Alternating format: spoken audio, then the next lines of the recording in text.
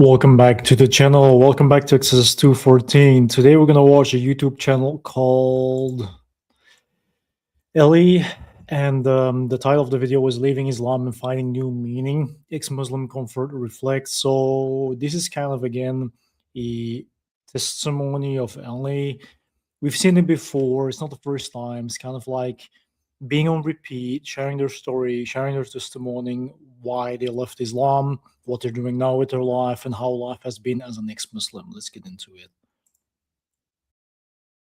Hi guys, welcome back to my channel. Welcome here if you're new. I really wanted to get up here today to speak about something more of like a reflection than a analysis. You know, after going through so much and going through something which really transforms your life, afterwards you make the huge decision to leave. You realize that now the choice you made was based on other things. It's a huge self-realization. It's not just about leaving the religion, I guess, but it's actually working out so much more about life in general and yourself, maybe things you didn't realize before. And I think it's always important to remember that after you leave religion or after you change your belief system, you have to kind of now face the world with a new perspective. And in my case, you know, I always say it was about going back to what I came from before, but with a different life experience now. I'd learned so much along the way, not just about religions, but people and cultures and truths and the way we process trauma and everything like that. It's not like you're a new person or you're not who you used to be. It's more just reflecting on how do you go forward? How do you go forward after something as big as leaving your birth religion or realizing you got caught up in something that will affect you for the rest of your life? As I always say, I wasn't born into this. I entered into this situation on my own. I thought I was doing the right thing, but it wasn't the right thing. I was completely misinformed. I had no clue really. I just was walking into something blindly. When you do realize, okay, that chapter of my life is now closed, what do you have to do? Well, you just start thinking about going forward. In fact, that's all you can do. You have to think about, how do I go forward? And it's not easy, but it's definitely possible. I personally think it's like, for example, when people leave Islam, whether they're born in it or whether they converted or reverted, it's like, okay, now they find freedom, and then after many years, they can't find a new identity. They rely on so many different type of identities within secularism or different type of religions that aren't as strict, right? Or don't limit your freedom. And they just don't find any meaning in life. They kind of feel empty. They kind of, even some go back and revert again, or go back and become a Muslim again, or just pick up where they left. So for everybody, this type of experience is very different. But what I've noticed is a pattern where people feel that they have no identity, emptyless, and meaningless. They're living a meaningless life, and that's when they choose for secularism, or that's when they choose for quote unquote freedom and abandon, the deen of Islam. Something that gave them a foundation or stronghold, something to hold on to, something that guided them to, okay, now I'm free, now I'm happy, this is what I wanted to, okay, what do I do now? And that's the thing that she's describing. And I just want to reflect and kind of share my own experience of how that has been. What has it been like to re-enter the world and healing and trying to heal and all that's come with that? At first, I was like, yeah, I need to get away from this. What I've embedded myself in, what I've done to my life, I need to get away from that. And I knew by detaching, distancing myself from the ideology and stop trying to convince myself that this was true. And all I had to do was become more observant and, push away my old worldviews even more. I realized that had to stop, that I had to realize that no, this is false. What I've been sold is false.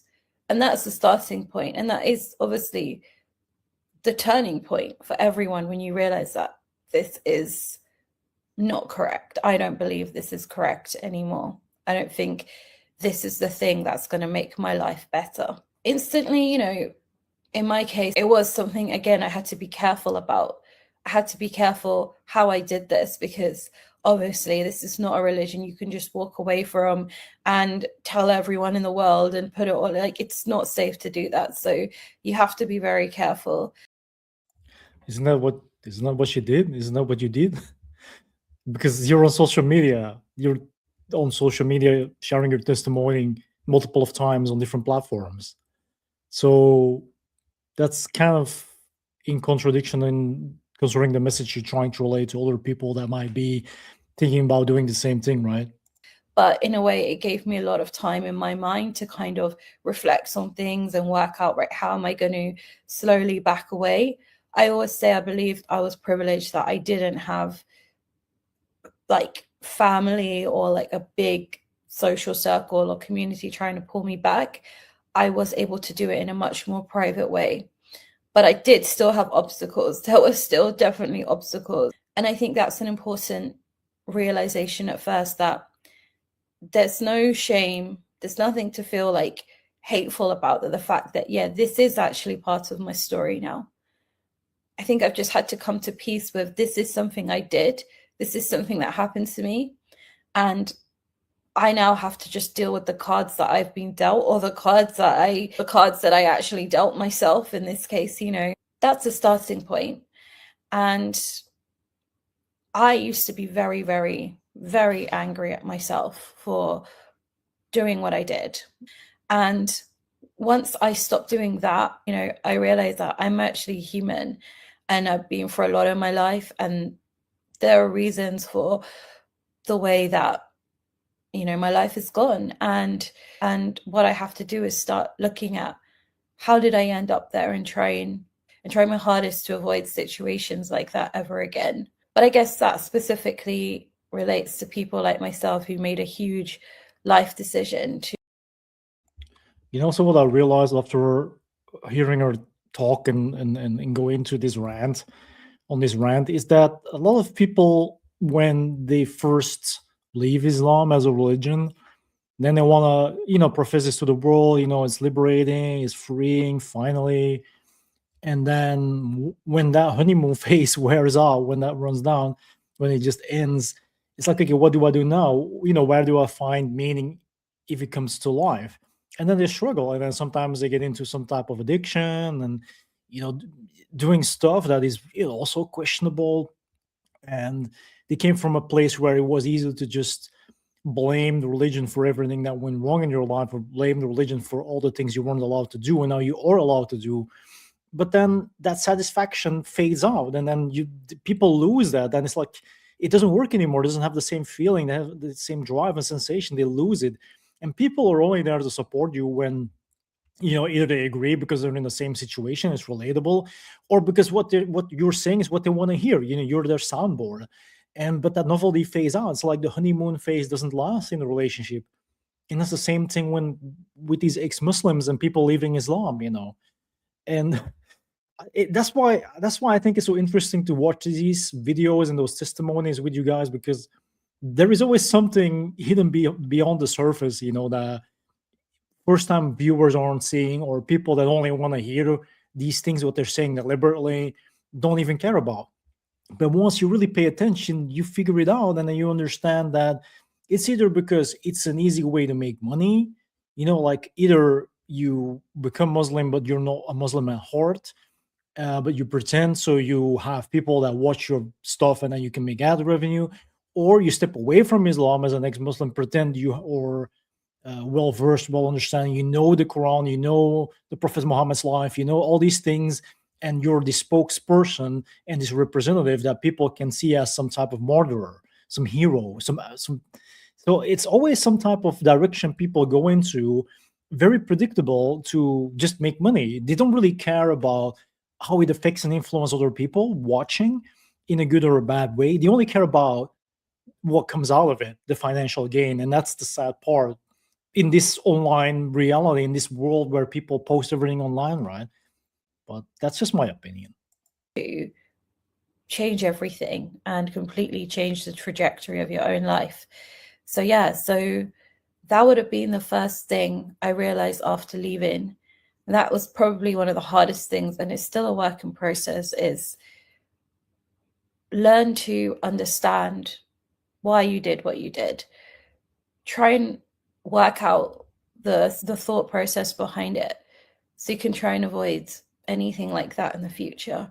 And then going forward, it was like I automatically went straight back to an atheistic worldview, because I just thought, well, I've had a really horrible experience with religion, and now I just feel like I actually don't want to go anywhere near religions. And I lump them all in the same boat, actually. I just said, you know what, they're all the same. They're all just mechanisms to control humans. And, you know, and I just kind of went back to that, like, new atheist kind of way of looking at the world. Like, you know, religion is just something primal that humans do, and it's a controlled thing. And, you know, we're a pointless speck of dust in a vast universe, all of those kind of sound bites. And look, I'm not hating on any atheists out there. I respect everyone's right to believe whatever it is they see, you know, as the truth. I'm not saying that. I'm talking about for me. I worked out that I kind of went back to that new atheist kind of mindset, because I just thought, like, that's the default setting now, you know? I've had such a horrible run-in with this that I just don't want to be around anything religious or even spiritual. I was just like, screw that. Like, and that's why I'm saying, that's why I'm making a distinction. So like, the people who genuinely do believe atheism is correct and they are an atheist for their own inquiry, and, you know, that's what actually suits them. No disrespect. I'm just saying, in my case, I didn't start thinking like an atheist because I actually thought about it and did the research. I just did it because I didn't want to be associated with religion anymore. So what I'm saying now is I actually had to become a bit brave again and really ask myself tough questions, like, hold on, before I do anything dogmatic or just, you know, stick to what's popular, I don't want to do that anymore. I actually now want to really look at stuff, keep my mind open. I think that's the important thing, is keep an open mind. Don't listen to sound bites. Don't just follow an idea because it's popular or someone who sounds really smart is saying it. Like I said, I need to actually start listening and reading and understanding the mechanisms behind anything. So that was literally something that actually changed in me. I became much more aware of dogmatic views, of people just sticking to something because it sounds good. And that kind of shocked me. I just thought, this is all, you know, everything is just the same. You know, religion is just, or spirituality is just a method to control people. And I'm never going to go and dabble in that ever again. And then I just had that realization that, hold on a second, I'm not going to let this one awful ideology change me like that forever when I haven't even bothered to look into anything else. And again, I'm not criticizing anyone who literally wants to stay away from religion, who wants to just be like, I'm done. They're traumatized. I completely get it. And I'm like, if that's what's working for you, then honestly, stick to that. But I'm just saying, if you feel like, you know what, I might be interested in, I don't know, seeing what's out there, seeing other beliefs, don't hold yourself back just because of one horrible ideology. If you do have that feeling like, I want to see what's out there, I want to look into spirituality, I want to, you know, maybe delve deeper into something I was always interested in, don't let Islam hold you back, is what I'm saying. Don't let your experience with Islam prevent that. That's what I think has helped me massively, because I've been through things in my life which I've gone fully nihilistic, and I have literally just said, this, you know, worldview of that nothing matters. Or Isn't that just exactly what I talked about a couple of minutes before she started getting to the point finally? Because it's kind of feels like just rambling, just rambling, not really knowing what to talk about, just throw Islam as a word in there as a trigger word for the algorithm. So you can classify it as such as a, ex-Muslim video testimony again or recap. But that's the point. If you go from, okay, I had something of meaning, but I didn't really agree, I'm stepping away, I find freedom, and now I'm living in a state where nothing really matters and there is no meaning. What was better? That's the question you should ask yourself. All of that, it just literally got me to the point where I didn't see the point in anything. And I had to rely on a kind of more spiritual worldview to pull myself out of that and continue living. And I felt like, am I just doing what I did with Islam? But I said, no, absolutely not. This is now something I truly believe in. This is now something that works for me. I'm not being forced by anyone. I'm not being forced to hate my Western lifestyle. As a woman, I'm not being subjugated. I'm not having to throw away all my dreams and aspirations to suit my beliefs. But that's the critical thing. It's about now recognizing the difference between kind of toxic beliefs and beliefs that actually help you. Because without my own personal beliefs, my spiritual beliefs now, I don't think I would be able to get through life. I wouldn't be sat here right now for definite. Those spiritual beliefs I've now developed have seriously helped me. And as I said, I completely get it why people are traumatized from their experience of Islam. But also, if you do want to try something else and you find something works for you, then don't be scared also. It's always about just what works for you. What works for you and it's not harming you and it's not harming others. Because there's so much out there. There's so much more to learn about, There's so much in life which it's just amazing. I really believe there's just endless opportunities to learn and meet new types of people. This is like one of the people that Islam actually warns about, people that were born or came to the deen and then eventually become this spokesperson, specifically a woman. And you know what I mean? I'm using the legit sources to make a point, right? And then to mislead a lot of other people that might be doubting their faith, their beliefs, and go astray and start practicing a lot of stuff that is questionable. It's insane to me. It's interesting, but it's insane at the same time. But then again, evil or the devil or whomever, shaitan, uses whomever he wants to deceive the masses. And it reminds me a little bit of the Indies passages concerning Islamic teachings, where a lot of the majority of women would be misled, right? And it just reminds me of that. That's all I can say. I don't want to go into detail if it comes to scripture, but it's just interesting to see, because even from a Western perspective, what gives more satisfaction? If you find meaning within life because of your faith, or because you practice some spiritual practices just to cope, or when you find atheism and secularism and whatever to help you just enjoy and make the best out of whatever you have. It's kind of that type of scenario it seems that she's pendling between. And not really sure how to relay this message, but wanting to share something. That's how it comes off, basically. And experience new ideas. And the minute we close ourselves off and just shut our minds down for whatever reason, it can just cut you off from those new experiences. So that's why I always say, just keep an open mind. Again, no pressure. I mean, I don't allow myself anymore to be pressured into believing something if it doesn't sit right with me. But I've enjoyed learning and discovering new things. I really have.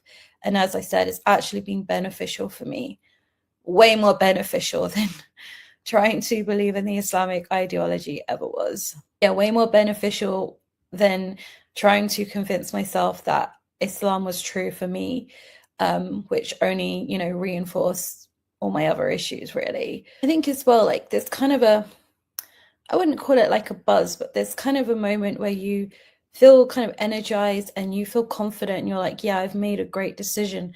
I get to rediscover my life again. I get to work out for the first time, what do I want to do in life? And then once all that kind of dies down and you are faced with the reality of things, I think it's always so important to just hold on to the fundamentals in life, because sometimes you may think to yourself, did I make the right choice? Have I been misguided? Did I fall for other types of propaganda? But as I always say, it's just so important to keep coming back to the fundamental decision you made and comparing your lived experience with that of what you were being told. There's a saying, I think it's a British saying, I'm not too sure. I think Americans say it too, but the proof is in the pudding. Whenever you have moments of doubt, whenever you're not too sure, remember your lived experience, which actually is probably the spark that caused you to start all the other doubts. That intuition, that lived experience is so important. And not only that, it's going to take you forward as well.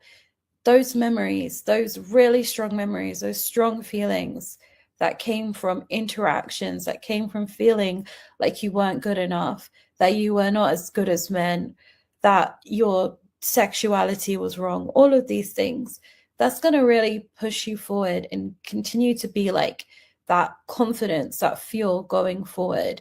So when you feel like, what have I done?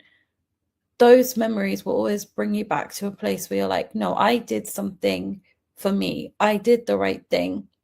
So if there's ever any doubts, worries, which there probably will be, you probably will feel shaken up. But the underlying theme, the underlying factor that really matters is you've done something so that you can thrive, so that you can now live your life without these worries and fears. I was really expecting a different type of video. I was expecting a recap of the why I left Islam testimony so many years later, where I'm now, what I'm doing, do I have any regrets? But this is totally something else. Now you can live your life according to how you want to, how you envision it. Nobody owns you, nobody controls you, whether that's an ideology or whatever. You were born free to enjoy life as it is. And I know not all of us get that opportunity. Some of us are more privileged than others, but that doesn't change the fact that that right still remains. So I reflect on a lot, like, hold on, this is actually a dangerous quote that she said. I don't know if you really can take it in, but if someone tells you from a secular atheist ex-Muslim perspective, like everybody is born to enjoy life, it's a very dangerous quote to people that have ill intentions or wicked or evil or twisted or corrupted or sick. Because in their mind and their interpretation, it means go do a lot of destructive and chaotic stuff towards the world, people, and animals to satisfy your own personal needs. Right? And if you don't fear God, for example, or if you don't believe in God, for example, why not? Who's going to stop you in this life and the afterlife? It's a pretty dangerous code, to be very honest. It's a life. Life is not made just to have fun and party all day. That is a twisted perspective. It doesn't mean that you have to work 24/7 and have no time to breathe either. Don't get me wrong. But that perception of, oh, you can just do whatever, be whatever, it doesn't really matter, you do you, is pretty dangerous. To me, it's pretty dangerous. It's not a harmful it's not a harmless quote. Why do we do the things we do? What motivates people in life? What is the purpose of our lives, And the reason people cling on to things like Islam and people like me actually join the religion is because it gives you a sense of structure and purpose. And when you leave that structure, you have to rediscover purpose. It's not easy.